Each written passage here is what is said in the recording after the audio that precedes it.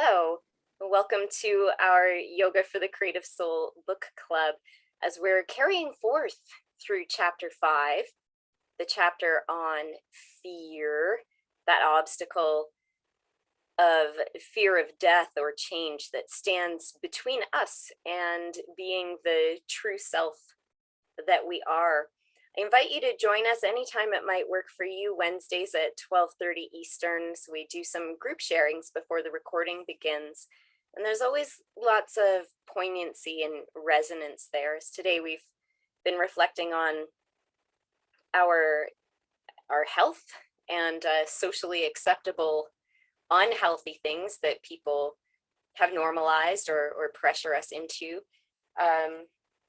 Folks facing fears with that virtue of courage and doing things that are really scary, and the role of the monkey mind, right? Our thoughts in creating doubt and fear, where yoga reminds us, yep, that monkey mind is going to jump from tree to tree and chatter an awful lot, but that part of ourselves that knows that all is well, that part of ourselves that carries the courage and the fortitude, is always present. It's just more subtle. We need to offer some effort in connecting to those subtler places, and want to acknowledge some of the stories in the group of folks who faced some health challenges and found pathways into meeting health goals. So those are some pretty prevalent themes today. Today, as we carry forth through chapter 5, we're hanging out a little bit on that first activity in the book, but we're looping into it this week. So we did it the first half or 2/3 of it last week. We're dipping into it this time, and we're going to be playing a bit with gibberish. And gibberish actually has been studied a lot. It's very, very interesting that the way the mouth will form sounds, the way the tongue and the hard and soft palate, the teeth, the lips, the cheeks, the breath will combine to create sounds. The language of yoga, Sanskrit, is actually a language of acupressure. It is a systematic sounding where, in creating those Sanskrit words, we're having also a physiological effect that is designed to embody the word itself. And as languages evolved, really, I mean, if we look at English, it wasn't so much of an evolution, this language that creates much confusion and busyness in thought forms. But anyways, as language evolved, so-called, we've moved farther and farther away from the embodiment of the words, or at least we're not taught so much about the embodiment of the words anymore. Where Sanskrit, there is this beautiful embodiment through the sounds, through the ways the tongue is tapping on the insides and creating various effects. So we do want to keep our Sanskrit with us. It's part of giving credit where credit is due, which was another theme that came up today.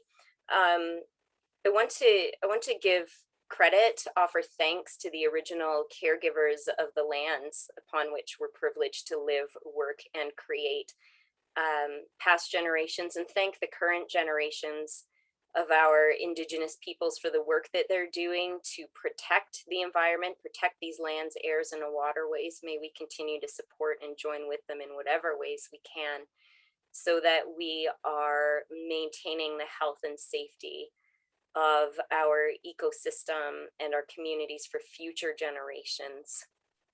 And also want to give credit to yoga where that is due, that yoga is a 5,000-year-old tradition that began and continues to thrive in India. It was originally for the initiates only, for the monks, for the sages, and has been brought to the householders as well. So we're very lucky to have access to this information, and it is meant to be handled with sincerity, not parsed apart or made to fit into a Western context. The original intentions are about and remain about connecting to the true self and cultivating unitive consciousness. And one of the most obvious obstacles to that unit of consciousness is this fear of death, fear of change. In this gathering, we acknowledge the true self as a creative self, arising from creative source and being a part of creation, therefore by its nature creative. And when we think about being more creative in our lives, whatever that might mean for you, a lot of the time fears or resistances, obstacles come up. And last week we played a little bit with fill in the blanks. Being creative is risky because if I indulged in more creative acts, more creativity, terrible things could happen, such as if I live a more creative life, I'm sure to, and this is where we're going to pick it up today, but we're picking it up in gibberish. In the study of gibberish, what we find is that a lot of emotion will come through because we're using so-called language, but it's so-called nonsense language. But the body, the breath, the workings of the face that create sound and language, they have a wisdom that's beyond that thinking mind, that's beyond the monkey and the analysis. And a lot of emotional truth can slip through in gibberish. I don't recall the exact accounts of these gibberish studies, but for a person speaking in gibberish for just a couple of minutes, syntax begins to arise. And after about 12 minutes, it does have the formation of a language. Some of the rules and guidelines of the gibberish are starting to form very, very quickly. And if we're speaking gibberish with another person, it doesn't take long before they understand what we're saying, before they also pick up on these grammatical rules of the gibberish language. So for as much as it seems like silliness and babble, there is a lot of truth that can potentially come through.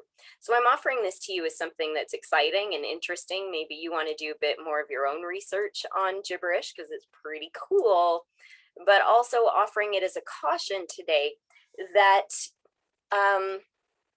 if you're feeling more vulnerable, you're going to want to know where to draw the line with yourself versus pushing through. Stephanie Mines, an author, has said know when to rest and when to stretch, right? That we need to balance our effort and our rest. So if this is triggering activity, if uncomfortable stuff comes up for you, I encourage you to apply it to your expressive work. This is the gift of expressive arts, is that when emotions are surfacing, when things that we feel less secure in handling are coming up for us, that a little bit of dance, movement, song, scribble, drawing, painting, puppeteering, it can help us get it all the way out and offer a sense of community and security. Even just in our own little microcosm of self, the expressive arts can help us move this through and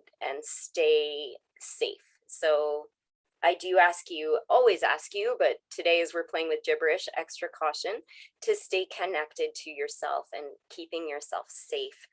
And safety versus anxiety, fear, traumatic re-experiencing, safety is a neurophysiological state.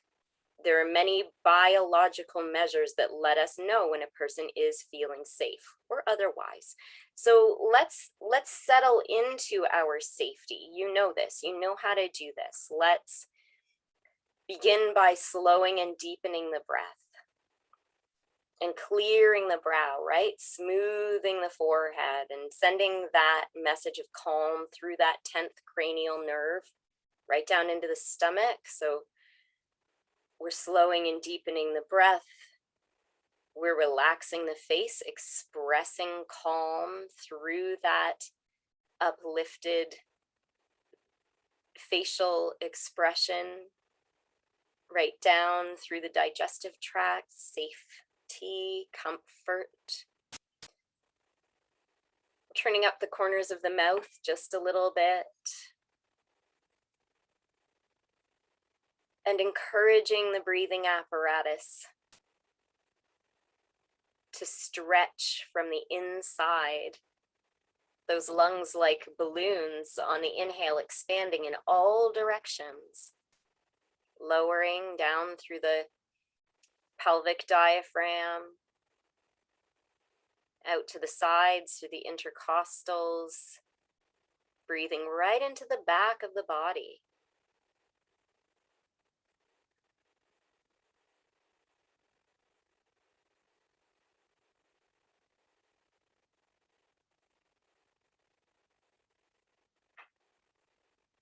And the breath knows how to move. When the exhales come, the air simply flows away gently. Gently. And completely. There's enough space for a complete exhale. The inhale doesn't have to jump in before it's time. We're patient to let all that breath flow out. And on the relaxation at the end of the exhale, the lungs are a vacuum. The inhale just comes naturally. What we focus on during pranayama, what we focus on in our deep breaths becomes stronger within us. In keeping with the activity today and with our intention, you may imagine yourself inhaling creativity, vitality, courage.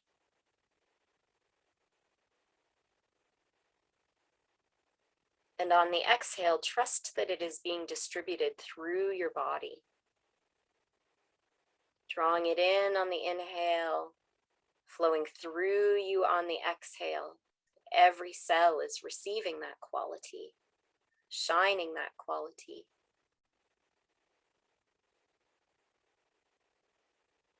You might even imagine those qualities beginning to shine over the surface of your skin and fill the space around your physical form with balance and peace, courage and inspiration.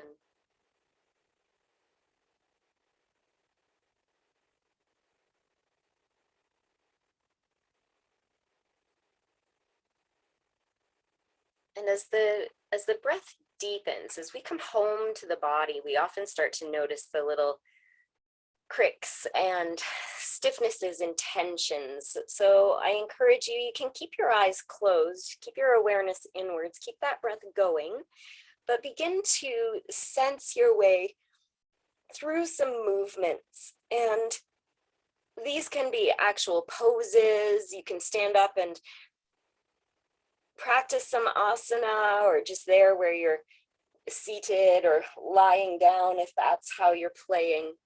Let your body move in ways that give it more freedom, more mobility, relief, strength. And remember, if you can, while you're trusting your body to choose its own movements, while you're following its requests, you're also conscious of the 5 directions of the spine, of lengthening it all the way up, all the way down through the backbone, of doing some forward bending action, rounding, shortening the front of the body, and some backward bending action of opening the front of the body, shortening the back of the spine. Remembering to rotate, to twist, keeping the mobility through that rotational action of the backbone. And so often we forget lateral action. Even people who are professionals at sequencing yoga poses will neglect this very, very important lateral action. Your organs just love this. And in the oral tradition of yoga, side bends and twists are well known to help regulate the nervous system, to create that sense of safety, that neurobiological safety, that down regulation in the body. So the breath is there, offering safety, the body safe and free with its comfortable movements. And we'll go into expressive arts as gibberish. What I'm going to do is I'm going to offer some cues, and after you've done a bit of gibberish, we might do some movement to help integrate it. Free movement, expressive movement. So using your nonverbal vocalizations. Would you like an example of gibberish? Before I set you loose with the speaking cue, I'll talk in gibberish a little bit.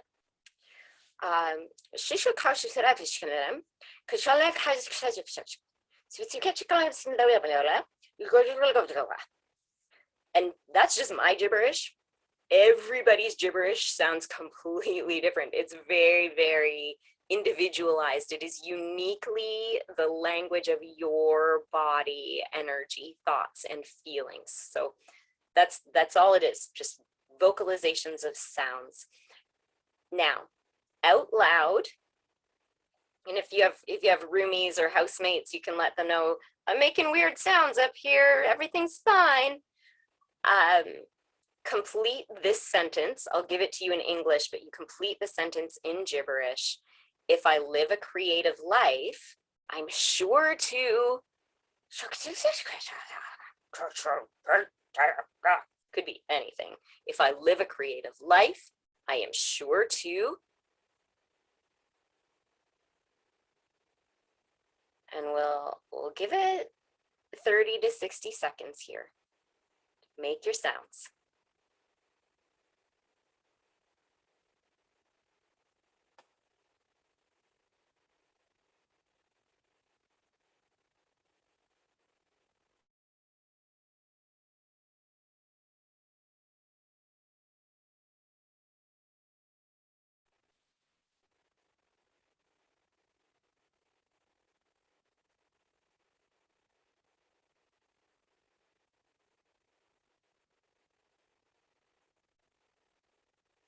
And as you're articulating freely here with your gibberish, you might incorporate gestures, movements that are relevant to whatever feeling is coming through. Just finish up whatever you have to say there in gibberish. If I live a creative life, I'm sure to. And as we bring the articulation to a close, just stop, slow down. Notice what's happening in your body.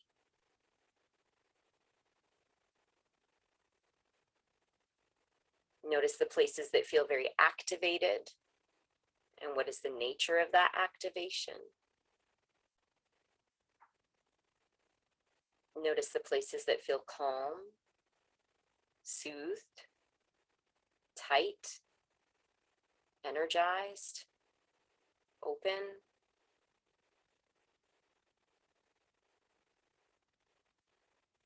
Notice what there is to notice.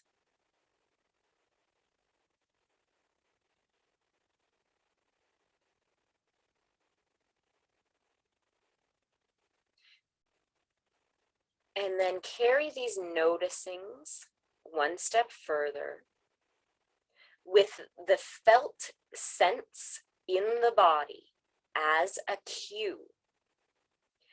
Move around your space. If your body asks to go back into gibberish expression, that is welcome or even encouraged. And this can be dance-like movement through the space.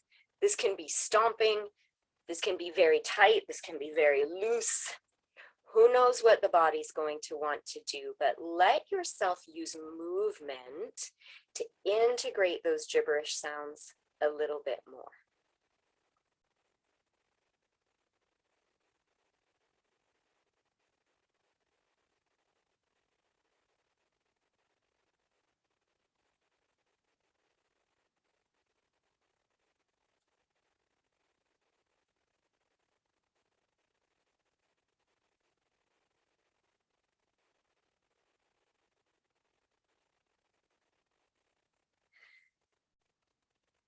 And sometimes we'll up the intensity. So if there was a level up,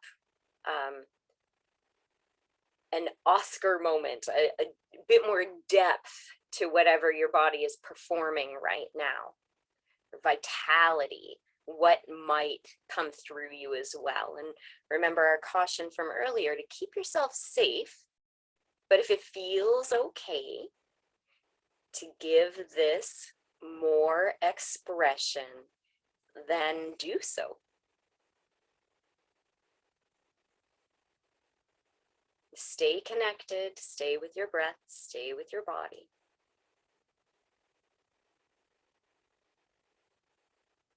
And gradually bring yourself back, making the movement smaller, even while the breath stays deep. Slowing it down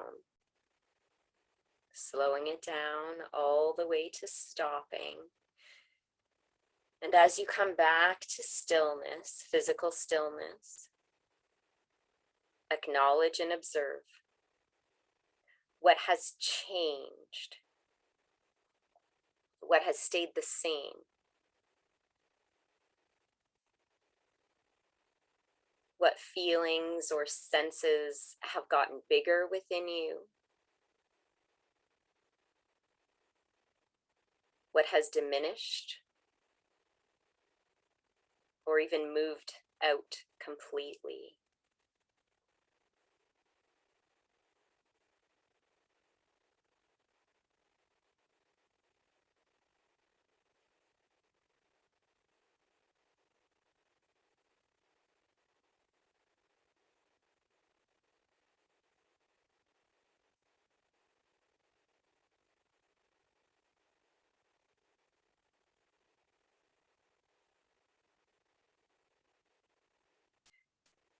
And let's bring a bit more courage to this. We'll go through the same process again, this time completing the sentence, I believe in the strength of my creative self because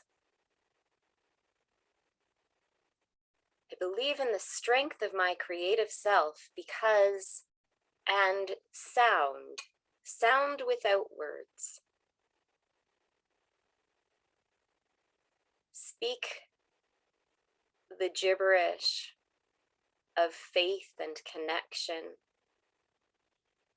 of courage and inspiration, of seeing yourself for who you truly are. Let those expressions come through in the language of gibberish.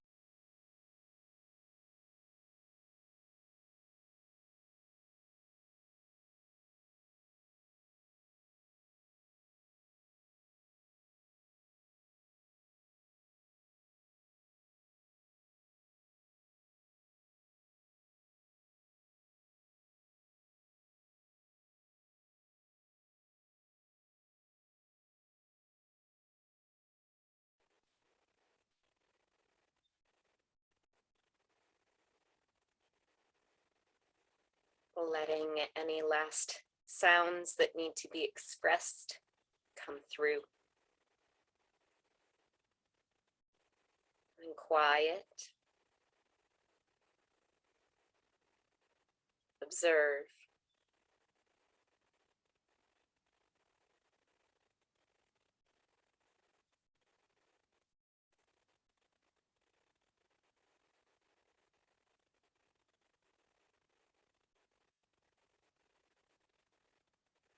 Keeping your breath with you, anchored in awareness.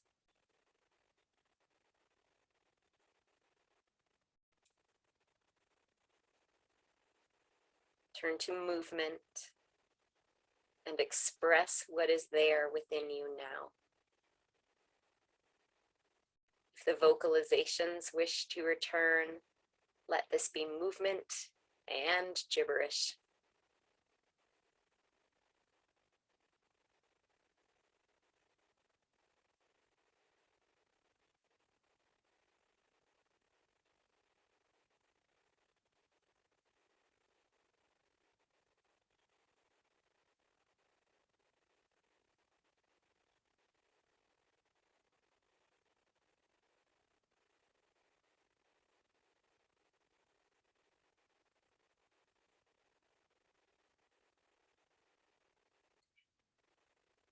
Find the courage, the self-support,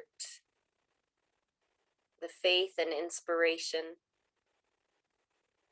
the belief in who you are on all levels. Find it, feel it, let it come through these sounds and movements.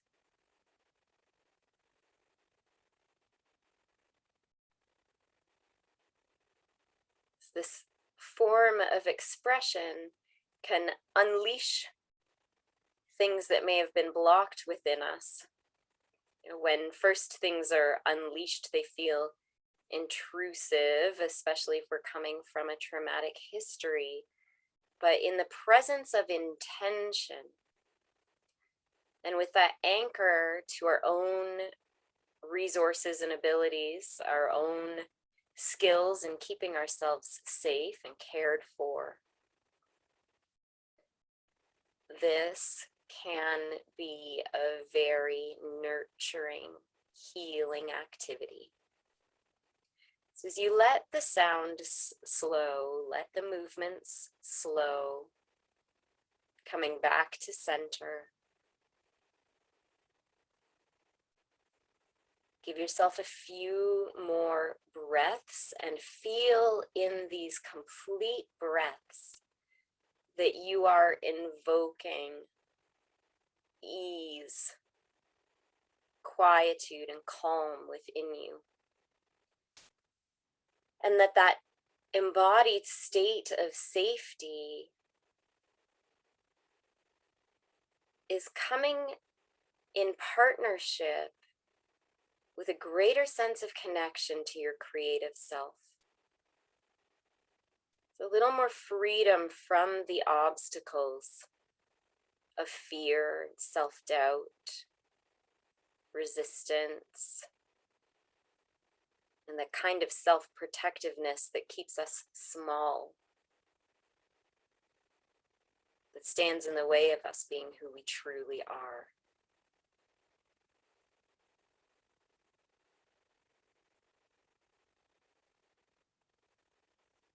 As our past pains and traumatic histories are really good at keeping us small, limiting our potential, limiting our ability to be who we want, to do what we want. The first weekend in October, I'm running a training on specific ways that yoga techniques meet and help us work through the symptom sets of traumatic stress. To delve into that a little more deeply, reach out to me for some one-on-one attention. I'm always here for you as well through my website or on social. Bring your questions, any requests. The next section of Yoga for the Creative Soul is a practice of asanas to help invoke courage. And there's cueing there along with a structured sequence, movements, breath, sound. So I encourage you over the next week or year to turn to that practice and support yourself in finding the embodiment of courage. It's a sample practice. You might already know what physical positions help you come back to yourself, keep your intention vital and your courage strong.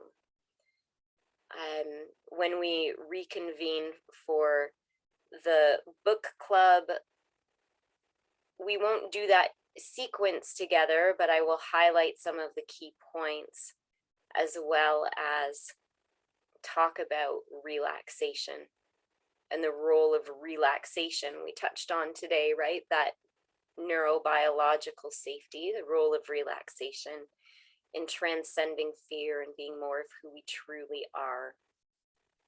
I thank you very much for caring for yourself. I wish you great fun in speaking gibberish in the days to come.